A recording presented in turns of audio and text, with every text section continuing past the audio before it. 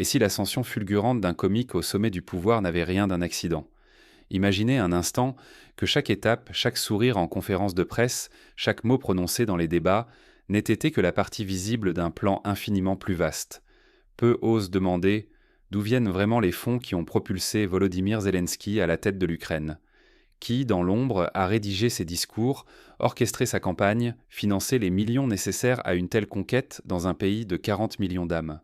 Peut-on croire qu'un simple humoriste sans expérience politique ait pu transformer la colère du peuple en raz-de-marée électoral, sans soutien invisible, sans plan minutieux tissé dans l'ombre européenne? À travers l'histoire, les sociétés ont souvent été fascinées, voire éblouies, par la figure de l'outsider. Mais dans le cas de Zelensky, la rapidité de son ascension, la cohérence de sa campagne et la puissance de ses réseaux laissent perplexes même les observateurs les plus aguerris. Pour la première fois, nous avons réuni des documents confidentiels, des plans détaillés, des noms, des dates, des stratégies révélées loin des projecteurs, des pages issues de réunions fermées prouvant que rien n'a été laissé au hasard. Parmi ces noms, un revient sans cesse, Emmanuel Macron. Mais son rôle ne se limite pas à celui d'observateur. Il apparaît comme l'architecte discret d'une opération européenne d'ampleur. Le but?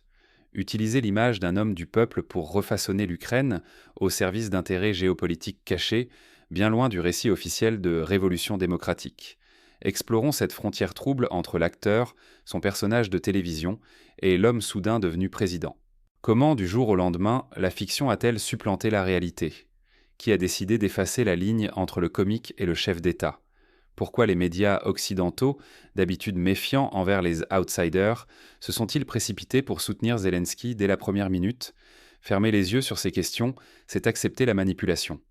Refuser d'enquêter, c'est risquer de défendre, malgré soi, des projets conçus ailleurs, au profit d'intérêts qui nous dépassent. Ce que vous allez découvrir pourrait bouleverser votre vision de la politique contemporaine, bien au-delà du seul cadre ukrainien. Pour saisir toute l'ampleur de cette manipulation, il faut revenir aux origines du parcours de Volodymyr Zelensky. Car derrière chaque destin exceptionnel, il y a une architecture de l'ombre, un fil invisible que seuls les plus attentifs peuvent discerner. Tout commence bien avant sa candidature, dans les coulisses d'une industrie du divertissement tenue à l'écart des regards. C'est là que s'esquisse le véritable scénario de son ascension. Pour comprendre ce phénomène, il faut remonter aux années 90, lorsque l'Ukraine sort tout juste du joug soviétique. À cette époque, le pays est en pleine recomposition. L'économie s'effondre, la société cherche ses repères, et la télévision devient le principal vecteur de cohésion nationale. C'est dans cette télévision que Zelensky fait ses armes. Comment un acteur sans parti, sans bagage politique, sans réseau puissant, a-t-il réussi à bouleverser toute la scène ukrainienne? À première vue, le parcours de Volodymyr Zelensky évoque une fable moderne. Un humoriste, figure familière des plateaux télé, star du collectif Kvartal 95, sans expérience, sans programme, ni appui chez les puissants. Son métier? Faire rire, parodier les puissants, tourner en dérision la corruption, l'absurdité du quotidien.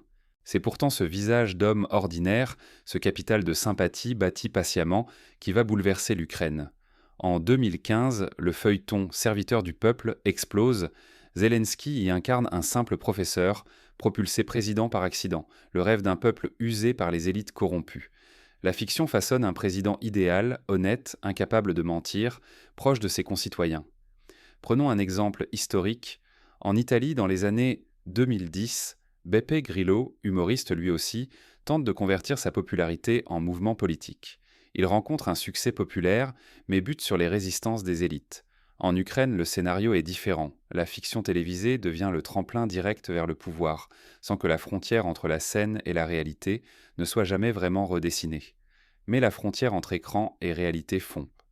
3 ans plus tard, Zelensky annonce sa candidature réelle sous la même bannière, Serviteur du peuple. Les médias s'en amusent, les vétérans de la politique ricanent. Pour beaucoup, ce n'est qu'une provocation, un coup de projecteur pour son émission. Personne n'imagine qu'un homme sans expérience, sans parti, puisse prétendre gouverner une nation fracturée par la guerre et la crise. Pourtant, dans l'histoire, il existe des précédents.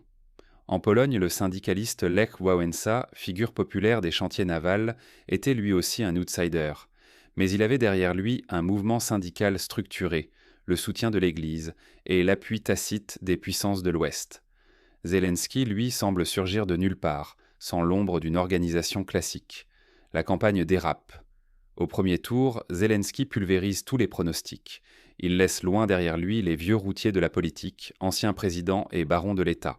L'élan est tel que le second tour vire à l'humiliation pour l'élite sortante. 73% des électeurs choisissent le comédien, contre 25% seulement pour le président en place. Jamais dans l'histoire ukrainienne, un outsider n'avait imposé un tel raz-de-marée. Pour le public, c'est un conte de fées, démocratique. Mais derrière la success story, un doute s'immisce. Et si ce triomphe n'était qu'une illusion de choix, un scénario orchestré pour manipuler la confiance dans la démocratie? La victoire de Zelensky n'est pas seulement celle d'un homme, mais le test ultime d'une société. Croit-elle encore maîtriser son destin? À mesure qu'on gratte la surface, les incohérences s'accumulent. Trop de coïncidences, trop de zones d'ombre. Se pourrait-il que cette ascension ait été minutieusement planifiée? Derrière les projecteurs, une toute autre histoire commence à se dessiner. Mais qui aurait pu orchestrer une telle opération et pourquoi? Pour comprendre les forces à l'œuvre, il faut remonter bien plus haut que Kiev. Regardons comment d'autres nations ont été le théâtre d'ingérences de sophistiqués. En Amérique latine, au XXe siècle, les États-Unis ont utilisé des médias, des ONG et des réseaux de financement pour orienter le choix des peuples, de l'Argentine au Chili.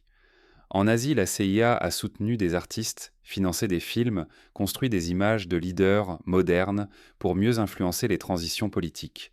Des documents fuitent, des analyses surgissent générées par l'intelligence artificielle. Et si l'ascension de Volodymyr Zelensky n'était pas un miracle, mais l'aboutissement d'un scénario écrit de longue date? Des dossiers secrets exhumés récemment révèlent l'existence d'un plan millimétré. Sur plusieurs années, des fichiers cryptés et datés décrivent étape par étape la transformation de l'Ukraine. Chaque acteur reçoit sa mission, chaque phase son tempo. Les noms, souvent effacés, sont reconstruits grâce à l'IA, dessinant la logique glaciale d'une opération européenne. Tout commence avec la révolution du Maïdan. Ce bouleversement, présenté comme spontané, sert de détonateur. Ensuite, une sélection minutieuse des élites ukrainiennes s'opère. Ces futurs leaders sont formés dans des centres européens, immergés dans les réseaux de pouvoir, puis soutenus par des ressources colossales, déguisées en coopération ou aide au développement. Ce schéma rappelle la stratégie américaine lors du plan Marshall, où les élites européennes étaient uniformées à la démocratie de marché, puis soutenues par des financements massifs pour reconstruire l'Europe selon le modèle occidental. Troisième étape, des ONG et fondations, financées par des fonds européens, prennent la main sur l'opinion. Elles formatent les débats, influencent les médias, infiltrent le discours public. Puis arrive une vague de consultants, d'experts venus de Paris, Bruxelles, Londres, Washington. Ils agissent en réseau, coordonnés par une main invisible, dont le centre de gravité se trouve à Paris. Dans l'ombre, Emmanuel Macron orchestre la transformation. Ni officiel ni passager, il relie Kiev à l'Europe et l'Europe à Washington. Ces équipes recrutent les meilleurs communicants, investissent dans des campagnes massives et introduisent de l'IA pour piloter l'opinion en Ukraine. Prenons un moment pour observer comment le soft power se déploie ailleurs. En Afrique de l'Ouest, la France a financé des médias locaux, formé des journalistes, influencé les contenus scolaires pour aligner les nouvelles élites sur les intérêts parisiens. En Ukraine, le même dispositif s'applique, mais avec une sophistication technologique inédite. Réseaux sociaux, big data, intelligence artificielle et campagnes de micro-ciblage électoral. Tout s'exécute avec la précision d'un thriller d'espionnage. Circuit de financement opaque, recrutement ciblé, gestion serrée des réseaux sociaux, diffusion virale de messages calibrés par l'IA, relais dans la presse internationale. L'objectif dépasse l'élection d'un homme. Il s'agit de transformer le pays, d'enraciner de nouveaux réflexes et de plonger l'Ukraine dans une confrontation géopolitique frontale avec la Russie. Pour illustrer la puissance de ces mécanismes, rappelons le cas du printemps arabe en 2010. Des sociétés entières ont basculé sous l'effet de campagnes orchestrées sur Facebook, Twitter et YouTube. Derrière l'apparente spontanéité se cachaient des stratégies rodées, des équipes analytiques supervisant l'opinion en temps réel, adaptant les messages, amplifiant les protestations ou les apaisant selon les besoins des puissances occidentales. Ce qui se joue va bien au-delà d'une campagne ou d'une carrière. C'est la souveraineté même d'un peuple qui vacille. L'Ukraine peut-elle choisir son destin ou verra-t-elle son avenir dicté par d'autres, à ce prix, l'indépendance, la stabilité et peut-être la paix elle-même? Mais d'où viennent ces documents et qui prend le risque de les exposer au grand jour? L'enquête plonge alors dans les coulisses d'un jeu dangereux. Au-delà du visage de Volodymyr Zelensky, l'Ukraine s'impose aujourd'hui comme le pion central d'un vaste échiquier européen. Questionner ce rôle dérange, pourtant c'est la clé pour comprendre le jeu de pouvoir continental qui se déploie dans l'ombre. Plus qu'un simple enjeu national, l'Ukraine est devenue l'outil d'une stratégie où chaque mouvement sert les ambitions d'une Europe conduite par des architectes discrets, Emmanuel Macron en tête. Premièrement, l'Ukraine agit comme levier géopolitique. Son conflit permanent affaiblit la Russie sans que les armées occidentales n'aient à s'exposer frontalement. Cette tension à l'Est n'a rien d'accidentel. Elle épuise la Russie sur tous les plans, tandis que l'Union européenne consolide son influence sur ses propres frontières orientales, s'assurant un contrôle inédit sur la zone. Mais sous cette surface, un immense marché s'ouvre. Avec plusieurs dizaines de millions de consommateurs, l'Ukraine attire les appétits économiques. Sa main-d'œuvre figure parmi les plus abordables du continent, offrant aux industries européennes une source de compétitivité difficile à égaler. Les ressources naturelles, céréales, minerais, terres fertiles, attisent donc déjà les convoitises camouflées sous le vernis de partenariats stratégiques négociés en coulisses. Ce pouvoir se prolonge dans la maîtrise de l'information. Les médias ukrainiens, souvent sous influence occidentale, construisent beau des récits calibrés. On choisit soigneusement les thèmes, on façonne les héros, on désigne l'ennemi. Cette guerre médiatique est aussi déterminante que celle des armes. Elle légitime les choix politiques, oriente les émotions collectives et synchronise l'opinion européenne sur les objectifs du plan.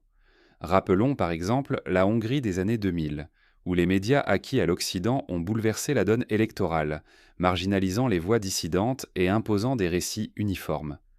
En Ukraine, le processus est poussé à l'extrême. Chaque information, chaque image, chaque discours est calibré pour nourrir la tension, entretenir la peur et rendre toute alternative inaudible. Rapidement, la logique de la tension perpétuelle s'impose. Des documents internes évoquent désormais la préparation à un grand conflit, dans lequel l'Ukraine deviendrait l'arène favorite des rivalités étrangères. L'objectif n'est plus de résoudre la guerre, mais de l'entretenir, de fatiguer la Russie et de fixer les regards de la planète sur la ligne de front orientale. Mais à quel prix ? Pour les Ukrainiens, chaque jour prolonge la souffrance, l'exode, la perte. Pour l'Europe, c'est l'avenir du continent, sa stabilité, voire la possibilité même d'une paix durable qui sont mis en jeu. En manipulant le destin d'un pays, l'Europe joue avec le feu. Le risque de perdre le contrôle d'une mécanique devenue incontrôlable grandit à chaque décision. Face à cette orchestration, la volonté populaire peut-elle encore s'exprimer ? Est-il possible de distinguer la vérité derrière les récits ciselés ? Le doute s'installe et la question de la souveraineté, autant que celle de la lucidité, devient plus brûlante que jamais. Mais au cœur de ce jeu, une autre question se pose. Qui en Europe tire véritablement les ficelles ? Derrière le rideau, certains architectes avancent masqués. Pour comprendre ce qui se joue, il faut analyser les mécanismes de l'influence moderne. Dans les années 60, les États-Unis ont mis en place le programme Radio Free Europe pour façonner l'opinion des pays d'Europe de l'Est. Aujourd'hui, cette influence passe par des think tanks, des instituts de formation, des programmes éducatifs, des ONG et surtout des plateformes numériques. Des outils existent pour déceler les orchestrations habiles. Reste à savoir, oserez-vous les employer ou préférerez-vous demeurer dans la pénombre des manipulations ? Observez les signes d'une campagne savamment coordonnée. Lorsque de nombreux médias diffusent simultanément le même récit, quand des influenceurs d'opinion rivales adoptent soudainement un discours identique, ou que surgissent de nouveaux formats de débat, ce ne sont jamais de simples hasards. Demandez-vous toujours qui tire profit de voir un sujet surgir sur toutes les lèvres au même moment. Soyez vigilants face à l'engagement discret, mais massif, d'organisations non gouvernementales ou de programmes éducatifs, parfois financés par des intérêts étrangers. Une réforme neutre introduite à l'école, une campagne de formation civique, peuvent masquer des stratégies d'influence puissamment orchestrées. Fouillez la question du financement. Qui détient le vrai pouvoir ? Qui pilote ces structures dans l'ombre ? Méfiez-vous des narrations trop parfaites, de ces héros apparus de nulle part, ou des récits populaires qui s'imposent sans opposition visible. L'opinion publique est rarement aussi uniforme qu'on voudrait le faire croire. Si tout semble trop cohérent, c'est qu'un script est peut-être à l'œuvre. Le doute n'est pas du cynisme, c'est un rempart contre la manipulation. Pour ne pas devenir la cible, diversifiez vos sources d'information. Refusez la version unique, même si elle paraît séduisante. Recoupez les faits, confrontez les versions, cherchez les contradictions. La vérité aime se dissimuler dans les fissures du consensus. Analysez jusque dans les détails du langage, du cadrage et des silences du récit officiel. Ce sont souvent là que se cachent les indices. Ne soyez pas un simple pion. L'engagement citoyen, ce n'est pas qu'un mot.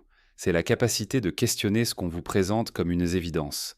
Exigez la transparence, surtout sur les financements des partis, des campagnes et des ONG qui prétendent en défendre vos intérêts.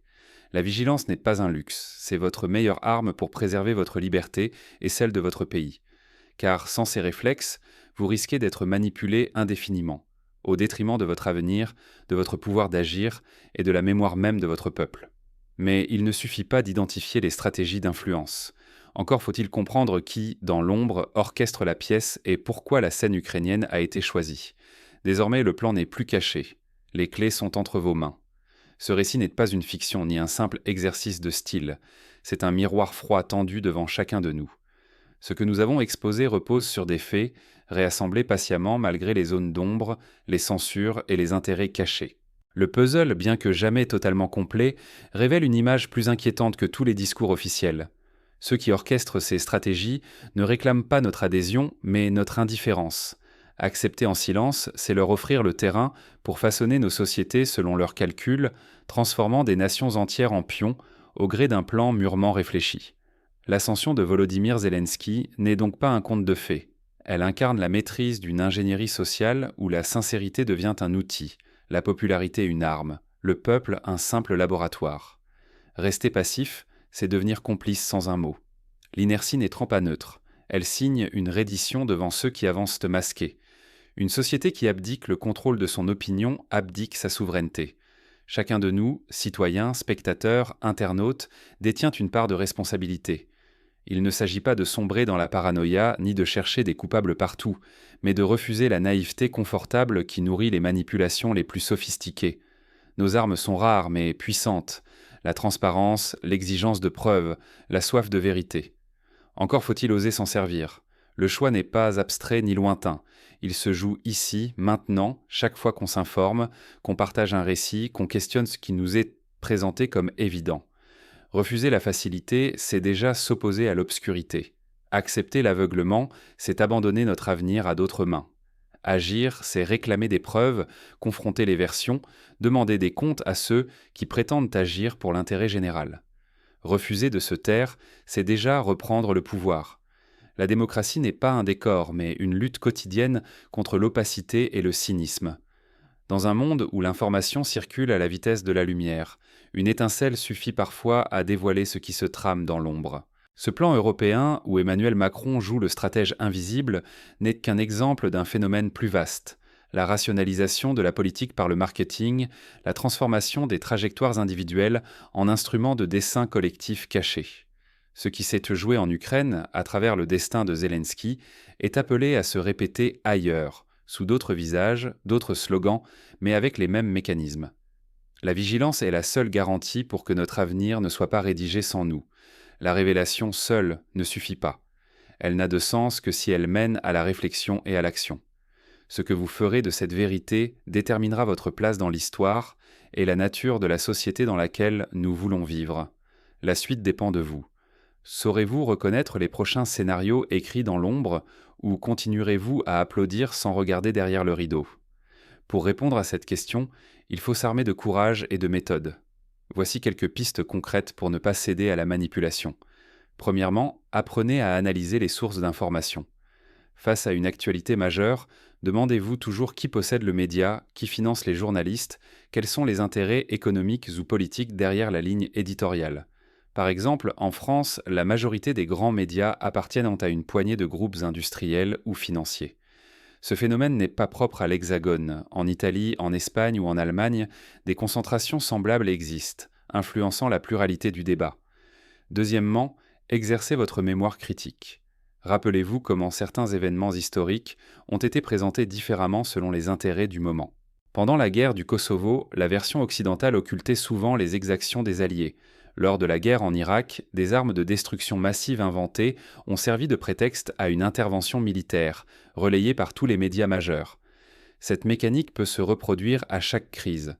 Troisièmement, cultivez le doute actif. Cela signifie ne pas se contenter des explications officielles, mais aller chercher des analyses alternatives, écouter des voix dissidentes, même marginales.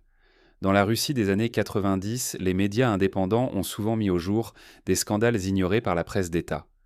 Aujourd'hui, les plateformes numériques offrent de nouveaux espaces de contestation qu'il faut apprendre à utiliser avec discernement. Quatrièmement, organisez-vous collectivement. L'isolement favorise la manipulation. Rejoignez des collectifs citoyens, des associations de veille médiatique, des groupes d'analyse critique. Partagez vos découvertes, confrontez vos opinions, bâtissez des réseaux de confiance.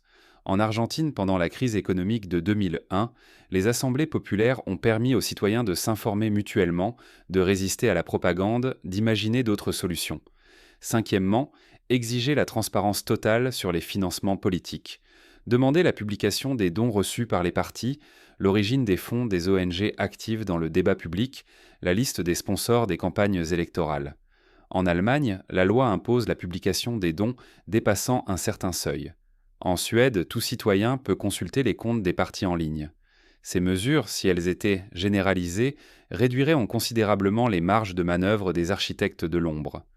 Sixièmement, apprenez à repérer les techniques de manipulation émotionnelle. Lorsqu'un discours s'adresse d'abord à votre peur, à votre colère ou à votre désir d'appartenance, prenez du recul.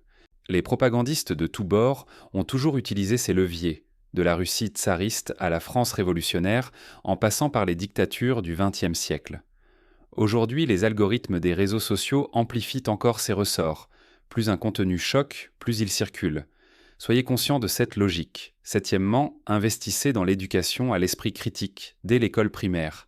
Exigez que les programmes scolaires incluent l'analyse des médias, la déconstruction des récits, l'apprentissage du débat contradictoire. En Finlande, depuis 20 ans, l'enseignement de la pensée critique a permis de réduire considérablement l'impact des fake news sur la jeunesse. Huitièmement, développez votre capacité à dialoguer avec ceux qui pensent différemment. Dans une société polarisée, l'entre-soi renforce la manipulation. Apprenez à écouter, à comprendre les arguments de l'autre, à remettre en question vos propres certitudes. Ce n'est qu'ainsi que la société pourra résister collectivement aux scénarios écrits loin de ses intérêts. Neuvièmement, soutenez le journalisme d'investigation, même lorsqu'il dérange. Les grands scandales de notre temps, Panama Papers, LuxLeaks, Cambridge Analytica, n'auraient en jamais été révélés sans le travail acharné de journalistes indépendants, souvent menacés, parfois assassinés. Abonnez-vous à leurs médias, relayez leurs enquêtes, protégez-les contre les attaques judiciaires ou politiques. Dixièmement, enfin, n'oubliez jamais que la démocratie n'est pas un acquis, mais un combat permanent. Ce que vous faites, ou refusez de faire, influence directement la capacité des peuples à choisir leur destin. L'histoire est pleine d'exemples de sociétés qui, par fatigue ou par naïveté, ont laissé d'autres écrire leur futur à leur place. L'Ukraine d'aujourd'hui, à travers le cas Zelensky, nous rappelle que ce risque n'appartient pas au passé. Pour clore la question, la vérité n'est ni simple ni unique. Elle est un horizon à poursuivre ensemble, sans relâche. La manipulation n'est puissante que dans l'indifférence. L'histoire de Zelensky est un avertissement, mais aussi une invitation à ne jamais cesser de questionner, d'exiger des preuves, de défendre la liberté de penser. Ainsi se referme le rideau. Le spectacle est fini, mais la pièce continue chaque jour dans les choix de chacun. Saurez-vous reconnaître les prochains scénarios, ou resterez-vous spectateur docile face à la lumière des projecteurs ? Le choix, cette fois, vous appartient.